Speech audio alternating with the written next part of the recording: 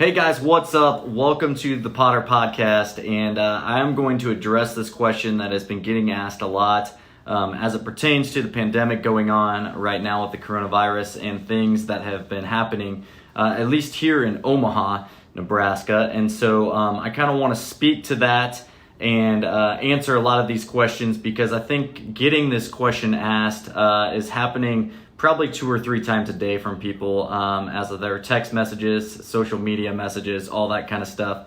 And the question is always, should the fear of this next recession keep me from buying, or what are your thoughts on purchasing a home right now with all this stuff happening? And honestly, before I get into this, I need to speak what's been taking place even here in Omaha in the last, I would say month or so now that we've been into this. And a lot of things that have been happening is the complete opposite of what I think a lot of people expected, including myself. I was one of those people that I thought that this may slow things down for us, and it hasn't done that at all. And so what it's done is it's basically started setting records for at least us and our team as far as what we've seen this past month in sales and transactions than we've seen in the last couple of years. And so for us, what that means and what we've seen is that more and more buyers are coming out and purchasing properties right now, even in the midst of this pandemic. And there's a lot of questions that get asked because of that, like, well, why do you think this is the case, right? Or,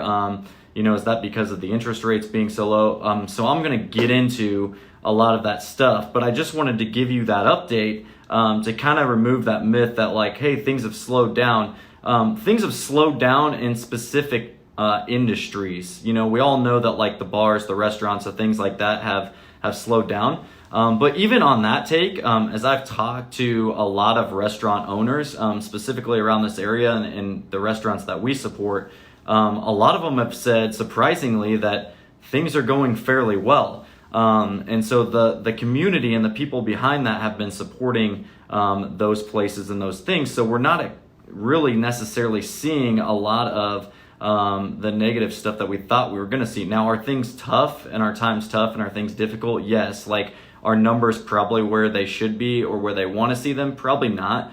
But I think a lot of us can say that we have been surprised on where everything has ended up and at least where we stand now. Now, what does that hold for the future? Only that's going to tell us. But the signs are showing us these things that I'm going to get into right now and to kind of answer those questions. So, many I think are fearful of purchasing during the coronavirus and this time and after, but they shouldn't be, in my opinion. I think some are afraid because they're comparing it to other different recessions or things or times that we've been through, specifically in like 2007, 2009. And I've kind of spoken into this a little bit as I've been on Zoom calls and other things with other people. But in 2007, 2009, like, I don't think people really understand as it pertains to the housing market, like how crazy that time was. Like 9.3 million homes were lost. And a lot of those were lost to foreclosure and things like that.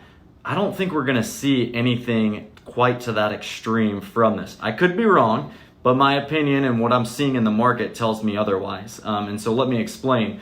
So in 2007 and 2009, like, why was the case for that recession, right? Well, we all know that the recession at that time was because a lot of the people that were getting homes during that time should have never got homes to begin with, right? They were getting approved to purchase some of these homes, and a lot of these lenders and banks were giving them money to basically go purchase these homes when really they had no stance or no reason to be in a position to go buy, right? Because financially they just weren't prepared or weren't ready for that, and quite frankly didn't have the money for it. But for some reason these banks were giving them the money to go purchase. And so what we obviously saw then was the crash, right? We saw the crash where the recession hit and people started losing jobs and things like that. But also a lot of people started losing their houses because basically they couldn't afford them. And a lot of people tried to take advantage of that time, right? And they went and purchased 3 or 4 or 5 different homes. And then they realized once that hit and those things started happening, they couldn't afford their mortgages anymore. And so a lot of these homes went into foreclosure and stuff. So are we going to see that with this? I don't think so. And again, I'm going to get into that. But I just wanted to put that into perspective for you guys. And two, I wanted to say a lot of us are thinking short term right now.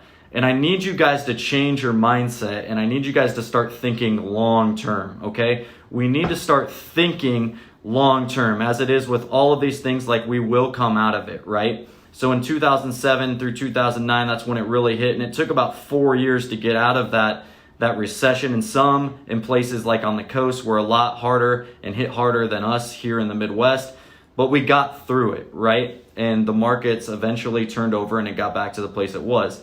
Leading up to COVID-19 here in Nebraska, and I would say all over, as we look at statistically, like showings were up at historical highs. And what we mean by that is when you compare it to last year at this time, like they were soaring well above those times. And we even had a great year like last year, but we were starting to see numbers and predicting numbers to go even higher than they were last year at this time. And so even in the midst of what's been happening with this pandemic, as we look at numbers and we look at statistics and we look at things from the past 3 weeks to 4 weeks, even in our last sales meeting, we talked about that we have more pendings than we did last year at this time, which is crazy to think about as we're going through these things. And so as you're looking at some of those statistics and you're looking at those numbers, you're realizing that, is this really slowing us down? And I can honestly speak and say,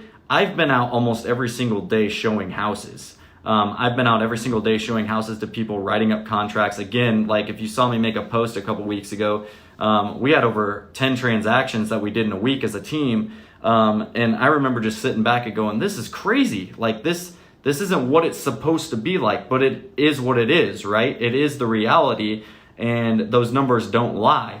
And so, again, as we're thinking short-term versus long-term, I got to get you guys to start thinking long-term. A lot of these people, and the reason why we're starting to see these things happening is those people are thinking long-term, right? They're not thinking the short-term right now as far as like, how much longer is this pandemic going to go on? How much longer is COVID-19? How much longer? Like, they're not asking that question. They're basically saying, do I still have the opportunity to purchase right now? And has anything else changed that would force me or not allow me to move forward in this purchase? And a lot of them are saying no, so why not keep purchasing? And why not keep looking? And so they have taken advantage of that opportunity, and they've went out and they've continued to look and write up on those properties. Whereas there's some people that have said, I think I'm going to pump the brakes a little bit. I don't know if I want to go forth and purchase, not knowing what this future is going to hold. And, you know, so you've got the two different sides of people, right? You've got like the people that are going to stay a little bit more risky, and they're going to say, you know what, forget it. I'm going to go purchase because I don't foresee anything happening right now with me or my job or the things like that. I have that security and that I'm willing to take that risk. And then you have others that say, well, I'm going to maybe wait a little bit and kind of wait this out and see what happens. And so that's what's basically happening. But what you need to understand is when I mean long-term, you've got to be looking at the current situation. So yes, this is the situation that we're in, but what's happening as it relates to the transaction of purchasing a home? Well, interest rates are still really low. So people are wanting to take advantage of those interest rates being low. And so they're taking advantage of that. They're also taking advantage of, like I just said, the best time to negotiate while others are waiting to go buy. These people are going out and pulling the trigger, and they're being able to negotiate some things that typically they wouldn't be able to negotiate if they're in, you know, multiple offer situations. And so they're taking advantage of that opportunity. And so that's why we continue to see the rise of buyers and people reaching out to us saying, Ryan, we're ready to go buy. We're going to go do this thing. You know, let's move forward. So with that being said, I just wanted to kind of start challenging you to think long-term versus short-term. Like, yes, short-term is it going to be a little bit slower? Are there going to be some other things going on right now with this COVID-19? Yes. But long-term, you know, we will eventually push through this and get through this, and we will start to see that with these things, we're going to be able to think long term and prepare long term as opposed to the short term, right? So I need to challenge you and get you guys to start thinking a little bit differently from the short term versus long term, where let's remove the fear, right? And let's start instilling like education and preparation for these things, and then allow you to weigh those options, right? So a lot of people are fearful right now, and they shouldn't be. Yes, there are some things that you could potentially say, like maybe somebody's, and I'm going to get into this too, maybe they're not in the best situation as far as a job, and so their job security is a little bit uncertain right now. Okay, well, maybe that person should wait, right? There's different things that you need to weigh, and different options that you need to weigh before you get into whether or not you continue to move forward with that. But I can continue to speak to this and say that you guys, like, people are still purchasing homes right now. Like, we have historic numbers, at least with our team moving forward, getting people under contract in the midst of this whole season, this whole thing going on right now. So again, I want to debunk maybe that fear or that myth that like, oh, things have slowed down and things haven't been happening, because they have, So I want to speak to that. Now I want to give you some pros. If you're someone that's thinking about buying, moving into this quote unquote recession that we want to call it, or whatever it is, here's some pros that I want to point out to you to think about as you're going through it. And then I'm going to deal with some of these other things that we've been discussing. One, interest rates, right? Interest rates are still at a historic low.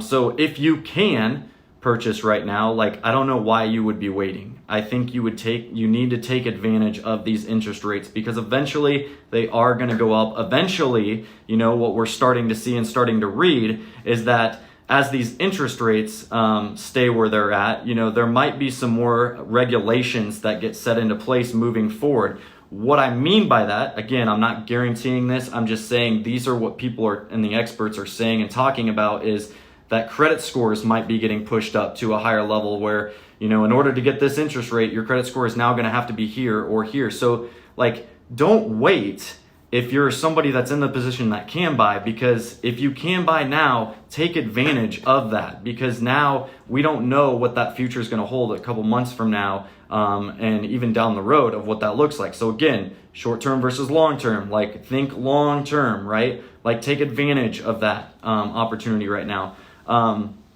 It's a good time for people that are confident in their future income. I kind of mentioned this earlier. So if you are someone that is in the position where you are working with a company and you know that your job security is secure and your future income is going to be there, it's now a great time to still pull the trigger and move forward, right? Like, you need to understand that, okay, if I have that security, what's holding me back then? If I've been don't wait. If you have that security and you know it's there, then I would encourage you to take the time to go out there and take advantage of those things before they may change. Obviously, I think timing is good. I've been talking about this earlier too, is that I think timing, as far as I've been sharing with people the surge, right? So I believe that there's two surges that are coming to the Midwest, and at least here in Omaha, and I can't speak for the whole country on this, but I can, base off of what the statistics have shown us, and here's what my prediction is for that. Again, it's a prediction. It's more of an opinion too, so don't hold me to this. I could be wrong, but as I look at this and as I look at the numbers, when I look at timing, I think there's going to be two surges that take place. We saw the record number of showings that were taking place prior to COVID-19.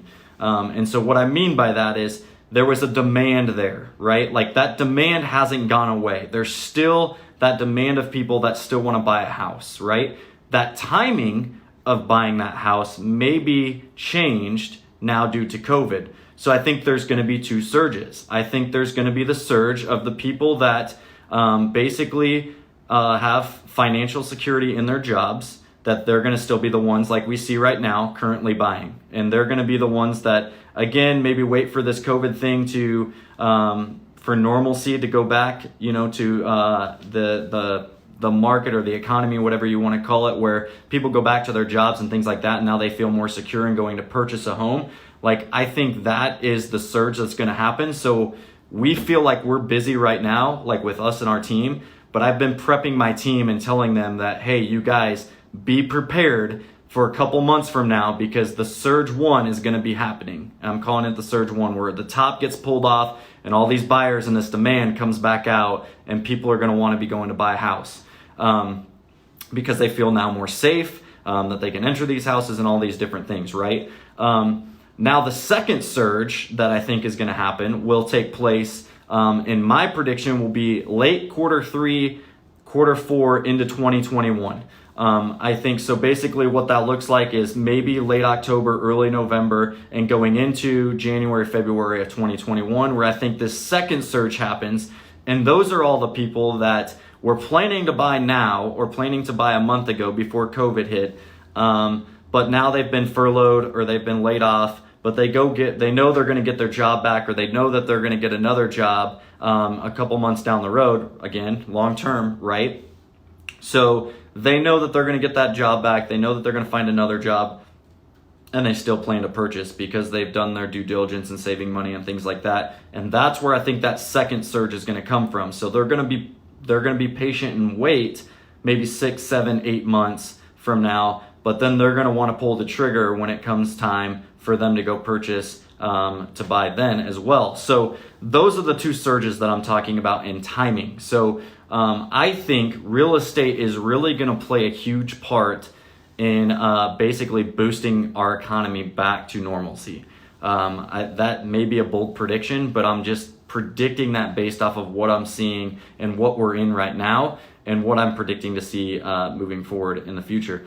If you are a seller, getting equity now would be a good time as well. So if you're thinking about selling your house or wanting to get the money for your house, now's the time to do it, because the demand, again, is there and the buyers are still there wanting to buy. So again, I'm trying to tell people, like, hey, if you're thinking about selling, if your home is ready to sell, get it on the market, because there's people that are writing contracts sight unseen, right? There's people that are out of town that know that they're still moving here for their job or whatever. They've still got to buy a house.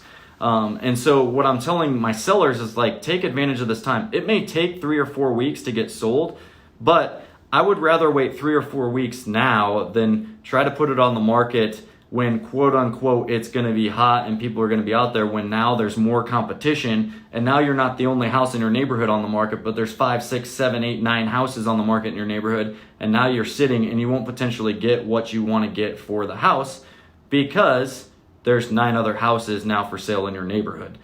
So again, long-term versus short-term, like, take advantage of that, whatever you are, wherever you're at in that situation, if you're a buyer or a seller. And then I also want to speak to this foreclosure. Like, there's some people that keep asking me about, like, foreclosure. Do you see, like, foreclosures happening? And I've got even some buyers that are saying, well, Ryan, we're going to wait for, like, some foreclosures to hit the market. And I'm like, well, that's great and all, but it's not so great. And let me explain that. It's not always the best option, in my opinion, because, yeah, you might get a great deal on the house, but as far as negotiating things, it doesn't get you very far. You may get a deal, but, like, if you're doing a short sale or a foreclosure, you're not always going to get to negotiate, because most of the time those are owned by the banks. And a lot of times the banks don't want to do the repairs. The banks don't know what number they need to get for the sale of that home. So there's not really any room for negotiation whatsoever. So again, I want to kind of debunk that and speak into that a little bit to get you to think a little bit differently. And then the last thing there, if you're going to think about dealing with foreclosures or wanting to purchase some of those, if they do hit the market, which I don't think, at least here, we're not going to see a lot of that in my opinion. But if they do, I need you to understand that, yeah, there's going to be some great deals out there, but guess who's going to be swooping in to get those deals? Investors, people that have cash, people that have the money set aside and that are willing to pull the trigger are going to be the ones that are going out there to purchase those properties. And so a lot of times you've got to be educated and know that, like, that's the competition that's waiting out there, right? Like, there are smart people out there that have started putting money away and that have money put away that are waiting for these people that potentially are living paycheck to paycheck, that might have got laid off, that might have got furloughed, that can no longer afford their mortgage payment. And instead of letting it go to foreclosure, they're going to try to close their house before it goes to foreclosure. And so they're going to throw it up on the market and they're going to try to get whatever they can get for it right away. But now your competition is, yeah, it's a great deal, but your competition is now those investors that have cash, and they're going to swoop in and they're going to go get those deals. So that's going to be what you're going up against. So keep that in mind. Again, I want to say, if you have job security, if you have patience during this time, if you have savings during this time, my question to you would be, why wouldn't you buy? And honestly, that's why I wanted to do this podcast here, is that there shouldn't be a fear if you're one of those people. If you're one of those people that has job security, that has patience, that has savings, now's the time to buy, to take advantage of all those things that are going on right now, and what I just explained earlier.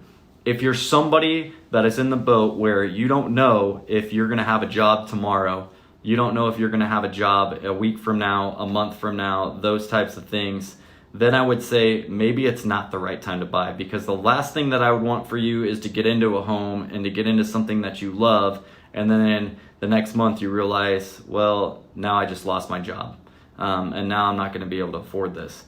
But that's why I'm saying, again, if you have the job security and you have the savings, that's why it'd be now a good time to buy, and why you shouldn't fear the recession. And again, even if you're someone that has been furloughed or you have lost your job, I want to challenge you to think long-term versus short-term, right? The short-term is you're in a bind right now, you're struggling, you don't know where the next paycheck is going to come from, you don't know where groceries are going to come from because now you don't have money.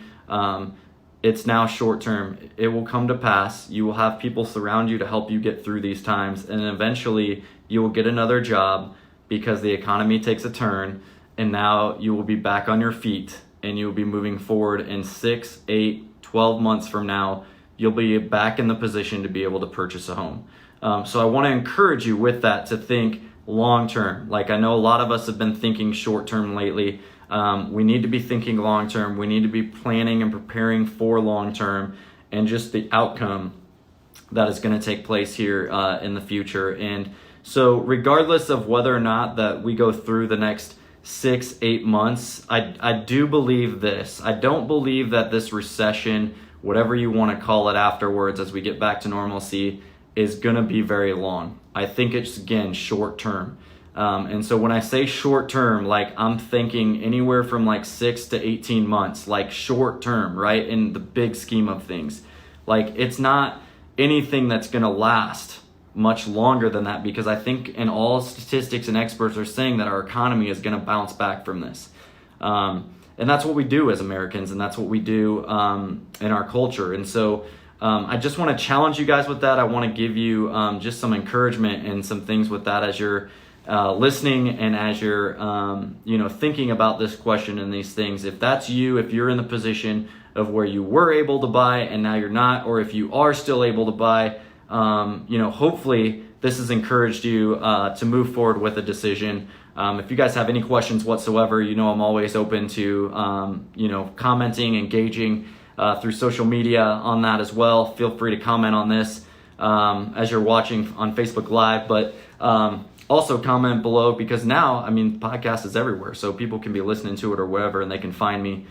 So with that being said, guys, I hope you guys are staying safe. I hope you guys are doing well, and I really do believe that we're going to come out of this better than we did before going into it, as a country, as a community, and here in our city, and with our friendships and everything like that. This has forced us to really, I think, understand and really come to terms with what's most important in our lives. And I hope that's happened for you guys. If there's anything I can do for you, you know where to find me. Love you guys, and I hope you have a great rest of the week.